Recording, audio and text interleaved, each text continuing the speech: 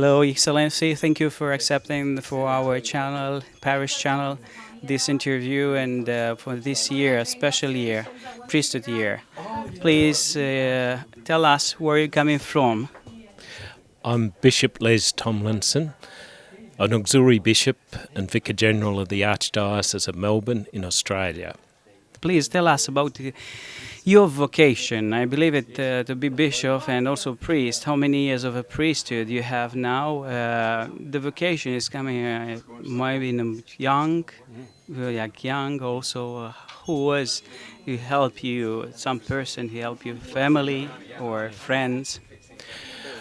Well, I suppose during my secondary schooling, like everybody, I had to consider what I was going to do with my life. And one factor that influenced me very deeply was the example of a young priest we had in the parish in which I grew up. We had 3 priests in the parish, a parish priest and 2 assistant priests, and one of those assistant priests had come directly after being ordained, so he wasn't that many years older than me. And he spent a lot of time with us, with sport and altar serving and in various different ways. And his example of someone totally committed to his life as a priest influenced me very deeply and started me thinking about whether perhaps that was what God was asking of me. Of course, it's not just a simple matter of, on the spur of the moment, deciding to follow that. It needed to be discerned, and I prayed earnestly over a period of time that God might guide me as to what he was asking of me. Eventually that led me to the seminary, and in August it'll be 38 years since I was ordained a priest. Congratulations, Excellency. Thank you very much. And in that period as a priest and more recently as a bishop, I've found a very rich life. People will often speak about the sacrifice of being a priest, the hardship of being a priest, and in more recent times the difficulty because brought about by those who've betrayed the priesthood. And however, I would have to say, looking back on my life at this point, that I couldn't imagine any richer vocation than serving God and the people to whom I've been called to serve as a priest and as a bishop. It's been a tremendous privilege to be able to come to know people, to meet them, especially in their needs, in their joys and their sorrows, and to journey with them at those times. It's a tremendous privilege, and that has enriched my faith enormously, just being exposed to the deep faith of other people.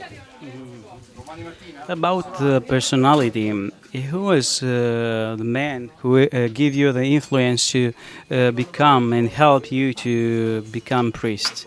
The priest I was referring to from my school days, and I suppose there are many priests along the way, both in the seminary and then as a young priest and as a mature priest that I've worked with, and the influence of others like my Archbishop and various other bishops I've known have all encouraged me in the commitment to living out the priesthood, and that's been an enormous support to me, and I'm sure that's the case with many priests, that's the source from which we draw a lot of reassurance and encouragement in our ministry, and of course through the grace of God and the working of the Holy Spirit we're confirmed in our vocation.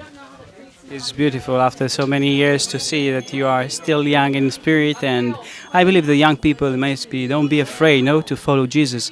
What if you want to give a message for them, for the young people? They want to follow Jesus, but maybe they have not the courage or something that they need. I think that one of the facts that I become disappointed over and distressed by is the fact that so often the priesthood is presented negatively. It's all about what one gives up, and nothing of the joy and the fulfilment of being a priest is emphasised.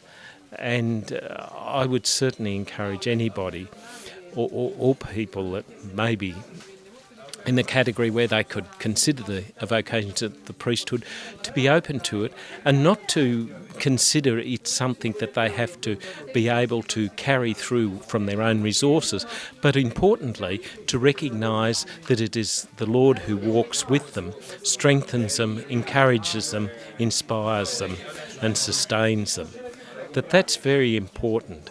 And I've found that again and again in my priesthood, that I haven't walked alone, but I've walked, even in the darker moments, with the support of the Lord. And that's been a great reassurance and an empowering one. Thank you, Excellency, for your counsels and for your nice testimony, witnesses about your life, and hope you visit us in Marbella and Spain, and hope also I will send to you this video documentary about the life of the priests and also the positive and the joy of the priesthood. Thank you very much, Father.